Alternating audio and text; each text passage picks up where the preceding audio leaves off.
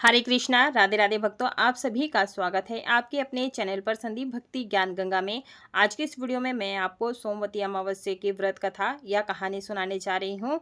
और देखिए, ये जो पूजा आप सुबह सुबह में करते हैं, उसके बाद में हमें कथा सुननी है। कथा सुनने के लिए जल का लोटा रखना है पास में। और साथ में जब कथा सुनते हैं ना, तो खाली हाथ कथा कभी ना सुने। अपने हाथ में थोड़े से अक्षत ले लें, पुष्प ले लें। उसके बाद में हुंकारा भरते हुए कथा का श्रवण करेंगे। तो कथा इस प्रकार से है। एक गरीब ब्राह्मण परिवार था। उस परिवार में पति पत्नी के अलावा एक पुत्री भी थी। वह पुत्री धीरे धीरे बड़ी होने लगी। उस पुत्री में समय और बढ़ती उम्र के साथ सभी स्त्रियोचित गुणों का विकास हो रहा था। वह लड़की सुंदर, संस्कारवान एवं गुणवान थी, किंतु गरीब होने के कारण उसका विवाह नहीं हो पा रहा था। एक दिन उस ब्राह्मण के घर एक साधु महाराज पधारे। वो उस कन्या के सेवा भाव से काफी प्रसन्न हुए। कन्या को लंबी आयु का आशीर्वाद देते हुए साधु ने कहा कि इस कन्या के हथेली में विवाह योग्य रेखा नहीं है।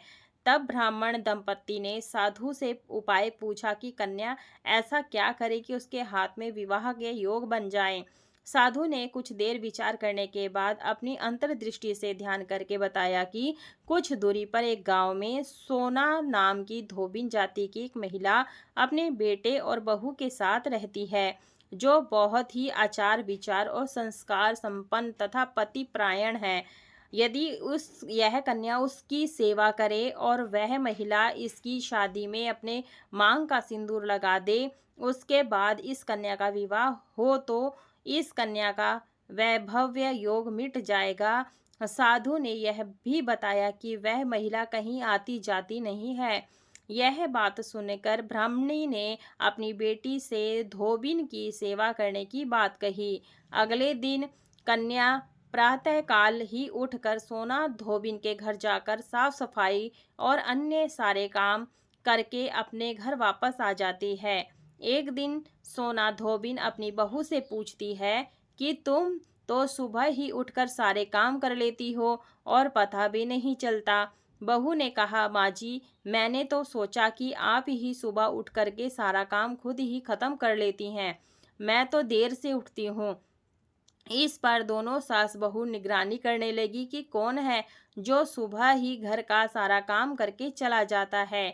कई दिनों के बाद धोबी ने देखा कि एक कन्या मुंह अंधेरे घर में आती है और सारे काम करने के बाद चली जाती है। जब वह जाने लगी तो सोना धोबिन उसके पैरों पर गिर पड़ी। पूछने लगी कि आप कौन हैं और इस तरह छुपकर मेरे घर की चाकरी क्यों करती हैं। तब कन्या ने साधु द्वारा कही गई सारी बात बताई। सोना धोबिन पति परायण थी, उसमें तेज था। वह तैयार हो गई। सोना धोबिन के पति थोड़ा अस्वस्थ थे। उसने अपनी बहू से अपने घर लौट आने तक घर पर ही रहने को कहा। सोना धोबिन ने जैसे ही अपने मांग का सिंदूर उस कन्या की मांग में लगाया, उसका पति मर गया। उसे इस बात का पता चल गया। वह घर से नीराजल ही चली थी। यह सोचकर कि रास्ते में कहीं पीपल का पेड़ मिलेगा तो उसे भंवरी देकर और उसकी परिक्रमा करके ही जल ग्रहण करेगी। उस दिन सोमवती अमावस्या थी। ब्राह्मण के घर मिले पुए पकवान की जगह उसने ईंट के टुकड़ों से 108 भंवरी जो है दे करके पीपल के पेड़ की परिक्रमा की और उसके बाद जल ग्रहण किया। ऐसे करते ही उसके पति के मुर्दा शरीर में वापस जान आ गई। धोबिन का पति वापस जीवित हो उठा। इसलिए सोमवती अमावस्या के दिन से शुरू करके जो व्यक्ति हर अमावस्या के दिन भंवरी देता है, उसके सुख और सौभाग्य में वृद्धि होती है। पीपल के पेड़ में सभी देवी देवताओं का वास होता है। अतः जो व्यक्ति हर अमावस्या को ना कर सके, वह सोमवार को पड़ने वाली अमावस्या के दिन 108 वस्तुओं की भंवरी देकर सोना धोबिन और गौरी गणेश का पूजन करता है, उसे अखंड सौभाग्य की प्राप्ति होती है। ऐसी प्रचलित परंपरा है कि पहली बार सोमवती अमावस्या के दिन जो है पान, धान, हल्दी, सिंदूर और सुपारी की भंवरी दी जाती है।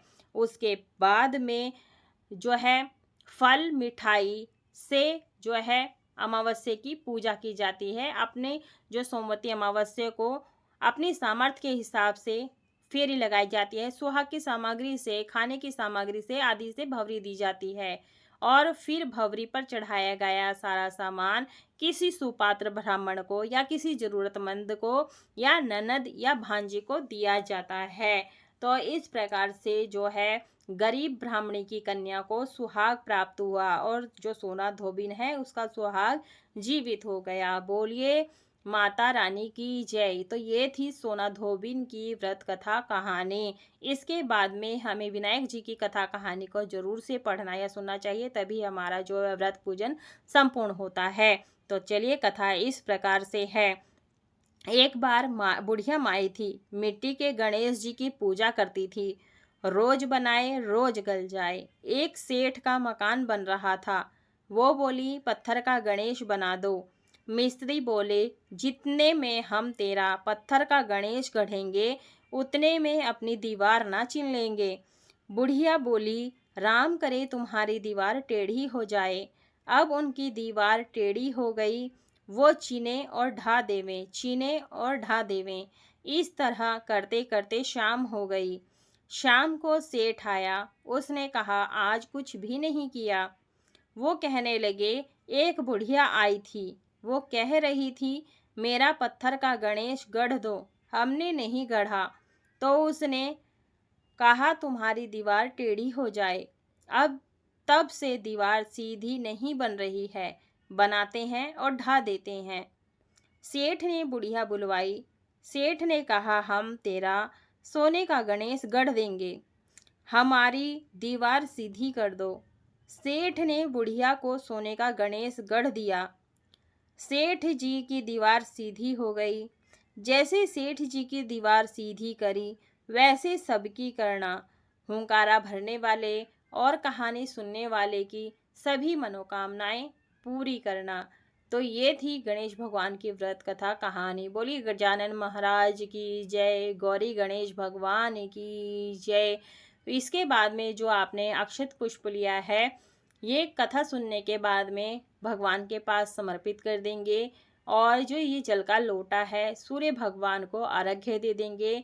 और जो लोग सुहागिन महिलाएं हैं ये अखंड सौभाग्य के लिए व्रत पूजन करती हैं और व्रत पूजन करने के बाद में कथा जरूर से सुना जाता है। अगर व्रत भी नहीं कर रहे हैं तो भी आपको कथा जरूर से सुनना है, तभी आपका यह व्रत संपूर्ण होता है।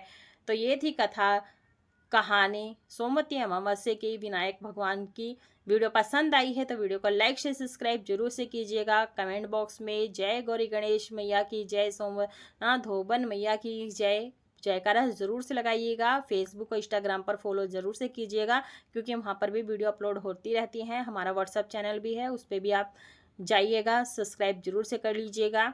और साथ में पंडित जी से ग्रह दोष, वास्तु दोष और कुंडली रेखा दिखाने के लिए दिए गए नंबर पर संपर्क जरूर से कीजिएगा। नंबर आपको डिस्क्रिप्शन में मिल जाएगा। फिर से बोलती हूँ वीडियो पसंद आती वीडियो को लाइक शेयर सब्सक्राइब जरूर करें। कमेंट बॉक्स में जय माता रानी अवश्य लिखें। पूरा वीडियो देखने के लिए आप सभी का धन्यवाद।